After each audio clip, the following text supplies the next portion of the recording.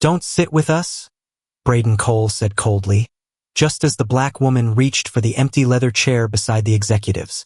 The laughter around the $4.2 billion boardroom landed harder than the rain hammering the glass walls 48 floors above Chicago. Alora Bennett froze for half a second, fingers tightening around the black contract folder pressed against her chest. Security near the door shifted closer. One wrong word, and she'd be thrown out before the deal was signed. Braden leaned back with a smirk, expensive watch glinting beneath the white conference lights. Assistants wait by the wall. But Alora didn't move. She slowly placed the folder on the polished table instead, her breath steady despite the cold stares burning into her skin, not realizing the name hidden inside that contract was about to change everything for the Cole family. 7 hours before that boardroom meeting, Alora Bennett had been sitting in a dialysis clinic on the south side of Chicago, her coat folded across her lap to keep her aunt warm against the freezing air conditioning. The fluorescent lights buzzed softly overhead, washing the room in a pale blue glow that made everyone look tired. Her Aunt Lorraine slept quietly beside her. Thin fingers curled around the hospital blanket while the machine hummed beside the chair. Alora stared at the notification glowing on her cracked phone screen. Cole Dynamics. Final signing meeting, 6 p.m. She had almost skipped it. The parking meter outside was already expired, and the envelope holding her aunt's overdue medication bill sat heavy inside her purse like a stone.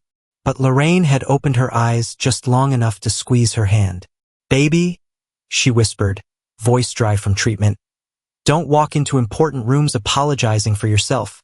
Alora smiled softly at that, even though her stomach had been empty since morning.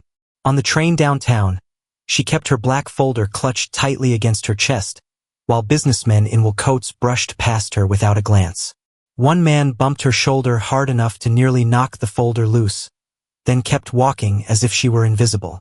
Alora simply steadied herself and moved aside for an exhausted mother carrying a sleeping little boy. The child's sneaker had come untied, dragging across the dirty train floor. Without saying anything, Alora crouched carefully between swaying passengers and tied it for him before the mother even noticed. "Thank you," the woman whispered, embarrassed. Alora just nodded once. Kindness, she had learned, was often the only dignity poor people got to keep. By the time she reached the Cole Dynamics Tower, icy rain had soaked the cuffs of her pants and turned the sidewalk silver beneath the city lights. The lobby smelled like marble polish and expensive cologne. Security looked at her twice before letting her through. One guard even asked if she was delivering documents instead of attending the signing. Alora answered politely anyway, though the question stung more than she admitted. She had spent years learning how to survive rooms where people judged her before she ever spoke. Years learning that power rarely announced itself loudly.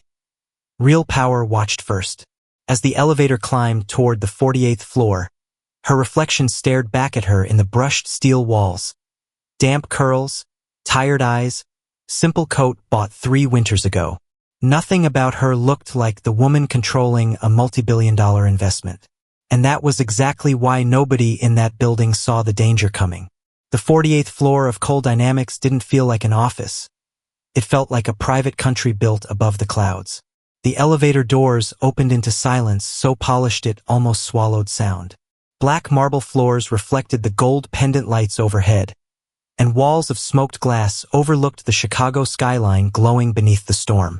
Men in tailored suits moved through the lobby with the relaxed confidence of people who had never worried about rent, hospital bills, or whether their card would decline at a pharmacy counter. Assistants carried espresso trays between conference rooms while giant digital screens flashed stock prices that changed by millions every few seconds. Up here, money moved faster than weather. Inside the executive boardroom, Braden Cole stood at the head of the table like the space had been designed around him. His navy suit fit perfectly across broad shoulders, cufflinks catching the white ceiling lights every time he gestured toward the financial projections floating on the screen behind him. At 31, he had already mastered the polished smile investors loved. The kind that looked warm from a distance but cold up close. Around him, executives laughed a little too quickly at his jokes, eager to stay close to the future heir of Cole Dynamics. Nobody interrupted him. Nobody challenged him, not even when he cut people off mid-sentence. Warren Cole sat farther down the table, silent beneath the dim lighting, silver watch resting against the dark wood as he observed the room with unreadable eyes. Unlike his son, Warren rarely wasted words. His presence alone controlled the temperature of the meeting. People straightened when he glanced their way. Even billionaires became careful around him. Tonight mattered.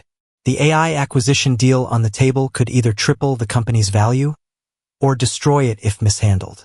Braden knew this meeting was a test from his father, though he would never admit how badly he wanted approval. That hunger hid beneath the arrogance like fire under steel. Investors don't buy emotions, Braden said smoothly while pacing beside the screen. They buy confidence. Several executives nodded immediately. One older partner even smiled before Braden finished speaking.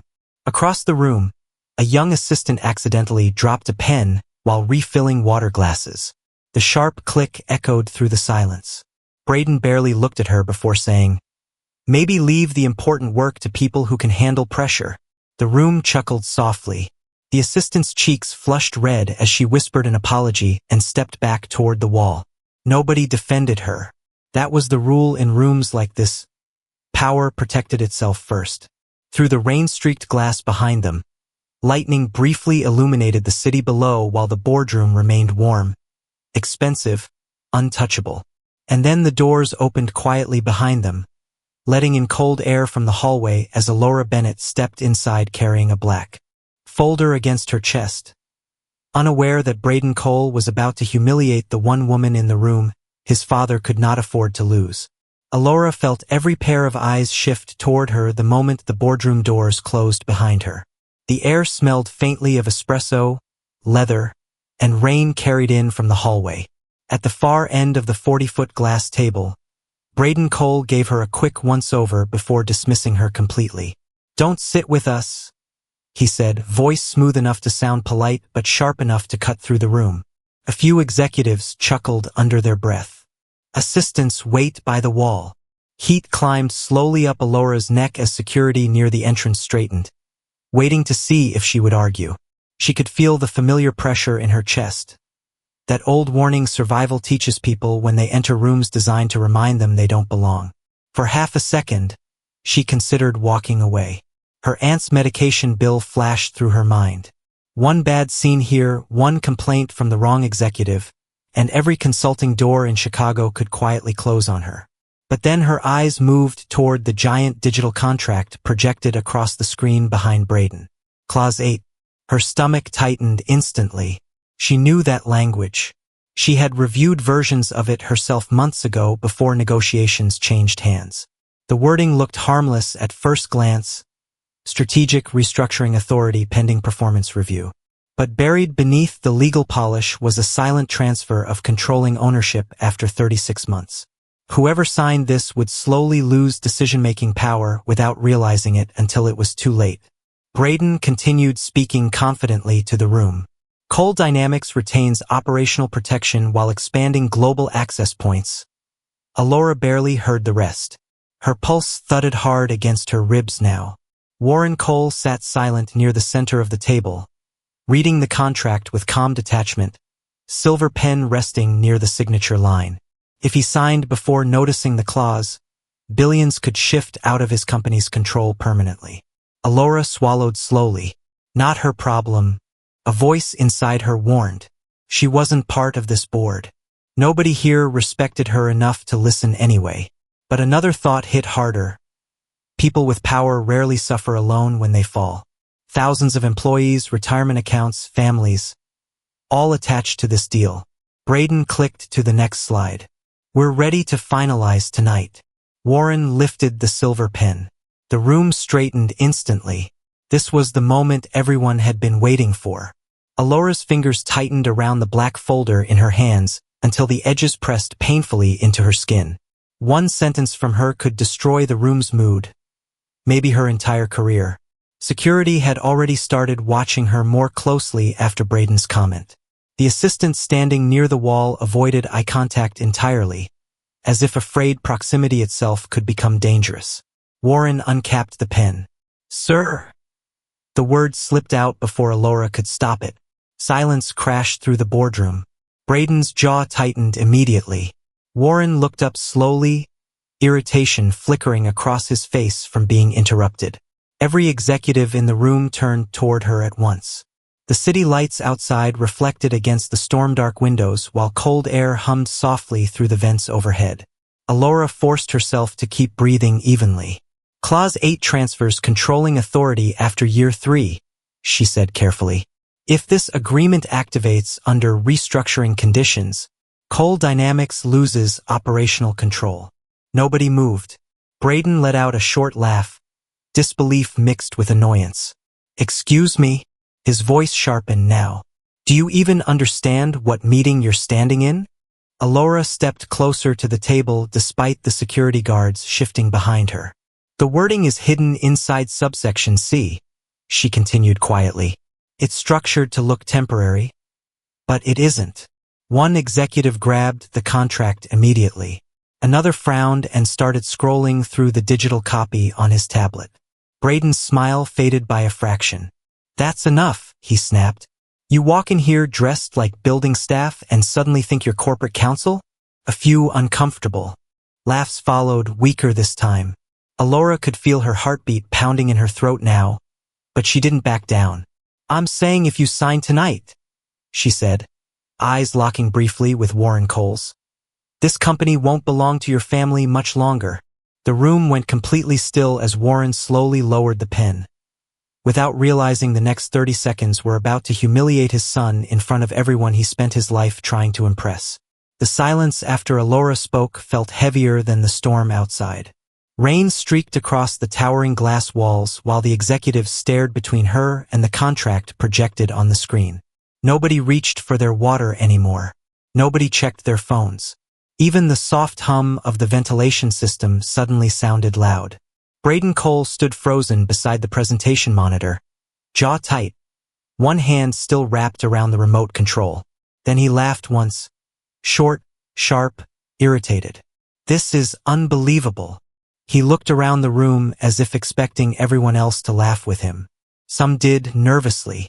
A random consultant walks in late and suddenly thinks she understands a multi-billion-dollar acquisition better than our legal team? His eyes moved back to Alora slowly. Actually, scratch that. We don't even know if she's a consultant. The words landed hard. Alora felt heat climb beneath her skin as several executives glanced openly at her coat, her damp shoes, the worn leather strap on her purse. One older board member frowned and whispered something to the man beside him. Another quietly closed his tablet like he had already decided she was the problem. Warren Cole still hadn't spoken. That silence made the room even worse. Braden stepped closer now, expensive shoes tapping softly against the marble floor. Who invited you into this meeting? He asked coldly. Alora kept her voice calm even though her pulse was hammering hard enough to make her fingertips shake. The restructuring language creates a delayed transfer mechanism, she said. If market conditions shift, operational authority moves automatically. Braden cut her off immediately. That's not what I asked. His voice cracked louder. This time, frustration slipping through the polished corporate mask. Who gave you access to this room? Security near the door started moving closer again. Alora could feel them behind her now, waiting for permission. One guard rested a hand near his radio. The entire boardroom had shifted against her in less than 30 seconds. Not because she was wrong, but because she had embarrassed the wrong man. Braden turned toward the executives with a disbelieving smile. You see what happens when people read half a paragraph online and think they're experts? A few forced chuckles answered him. This is exactly why sensitive meetings require actual credentials. Alora swallowed carefully. She knew this pattern. Rich people rarely attacked the argument first. They attacked whether someone like her deserved to speak at all. One executive finally opened the contract again. Wait, he muttered quietly while scrolling. Braden snapped toward him instantly. There is no wait. The sharpness in his tone made the room tense all over again. Warren slowly leaned back in his chair, eyes unreadable beneath the soft white lights. He still said nothing. that frightened Braden more than anger would have. Alora noticed it immediately. The slight tightening in his jaw, the way his confidence now felt overperformed instead of natural. He needed control back.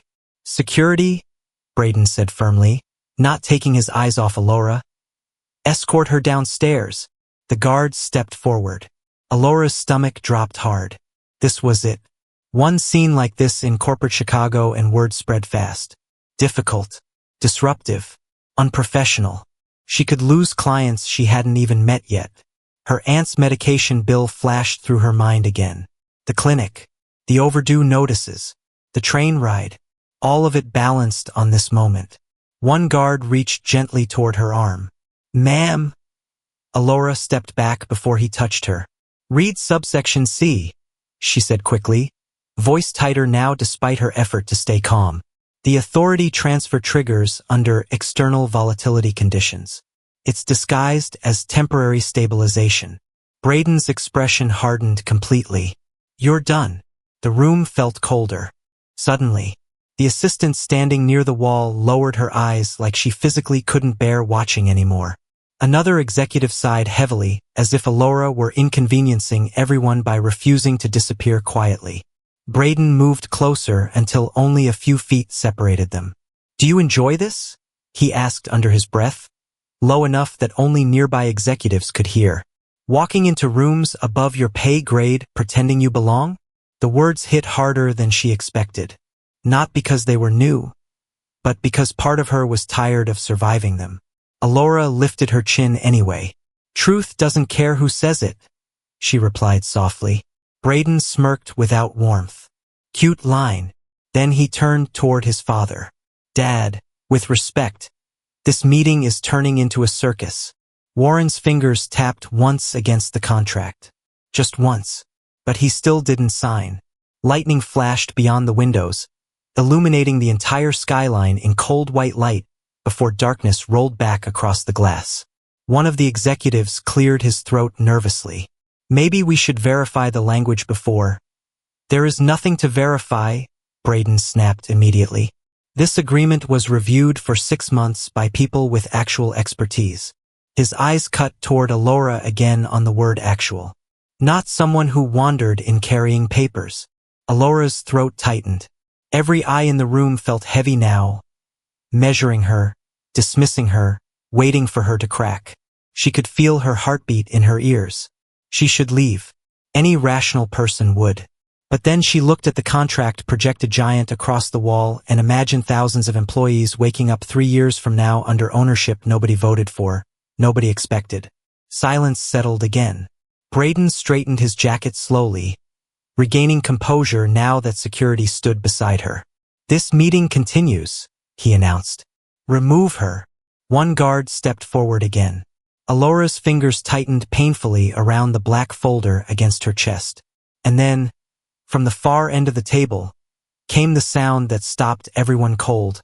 Warren Cole finally turning a page. The sound of Warren Cole turning that single page seemed louder than the thunder outside. Nobody spoke after that.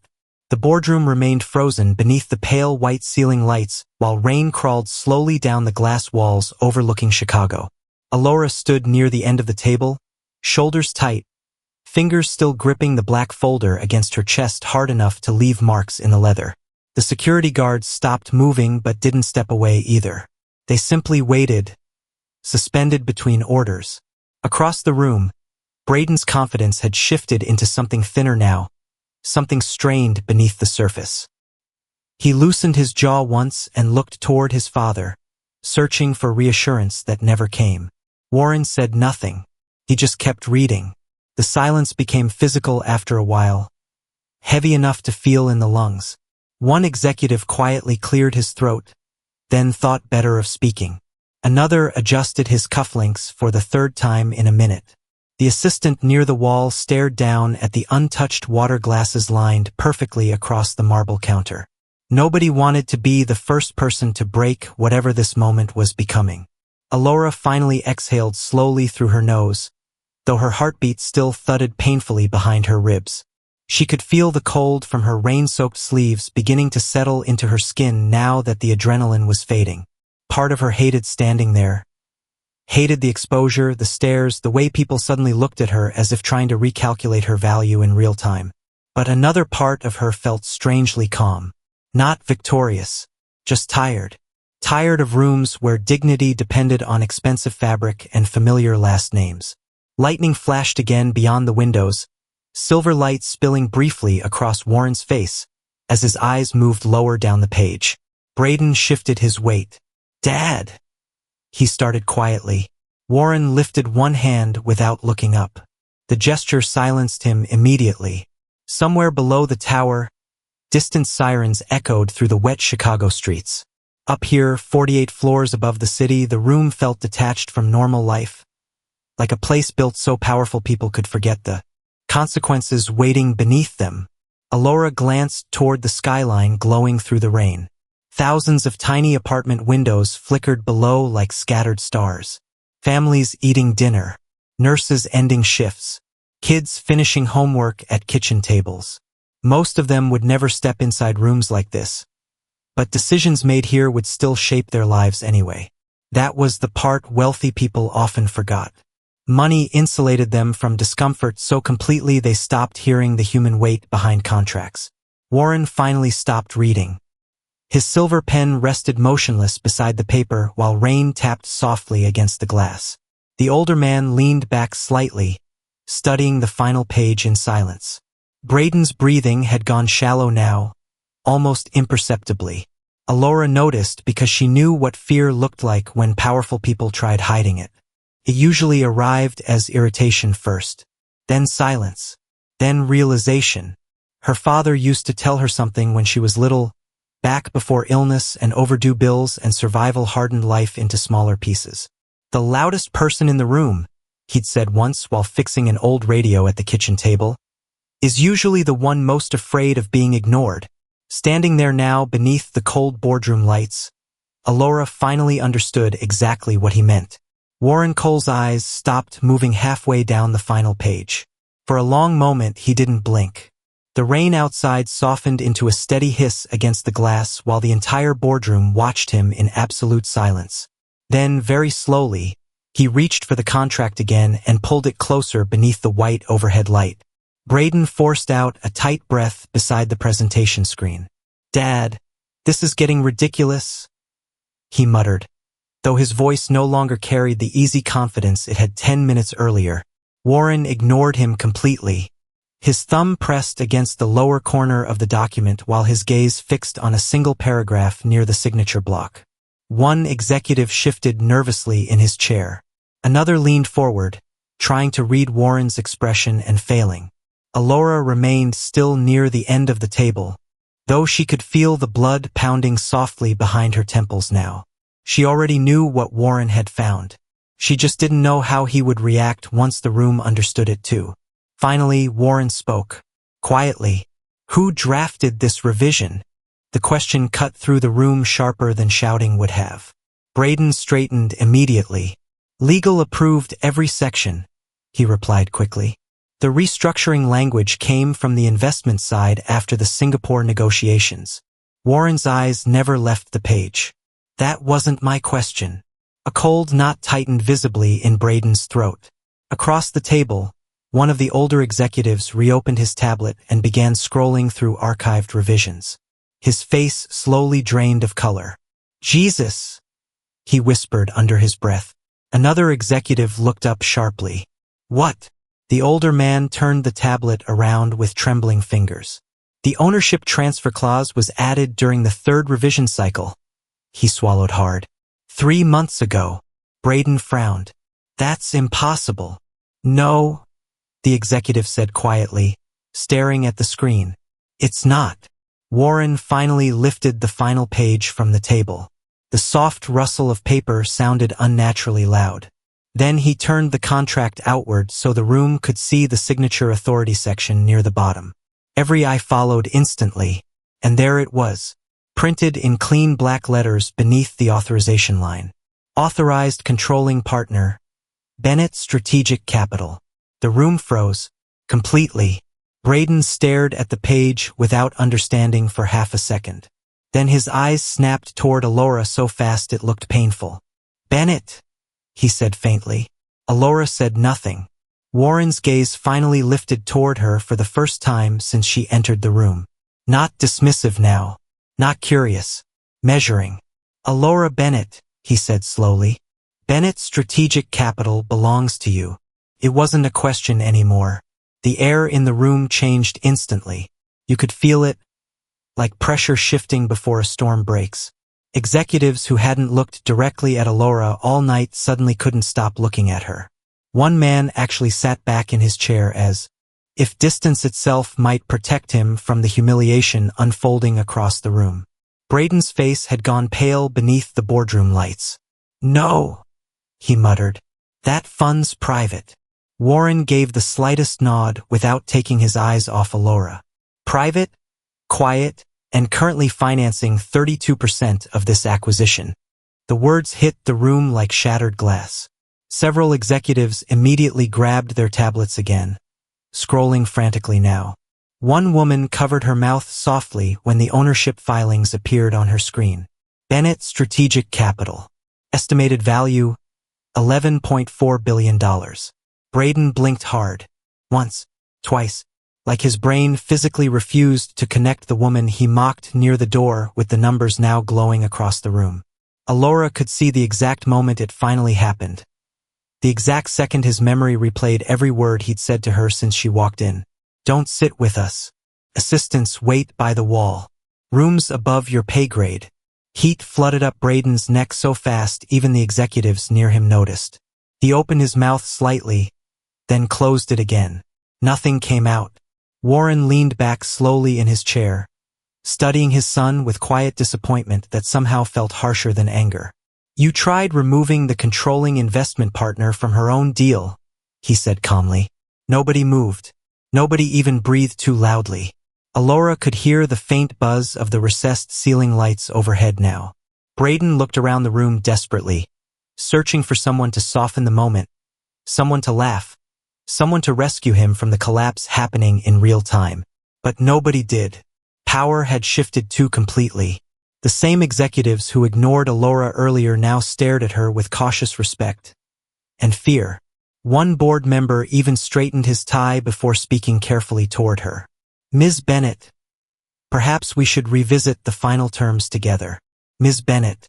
The title landed differently after everything that came before. Braden heard it too. His shoulders stiffened visibly. Warren slowly closed the contract and placed both hands on the table.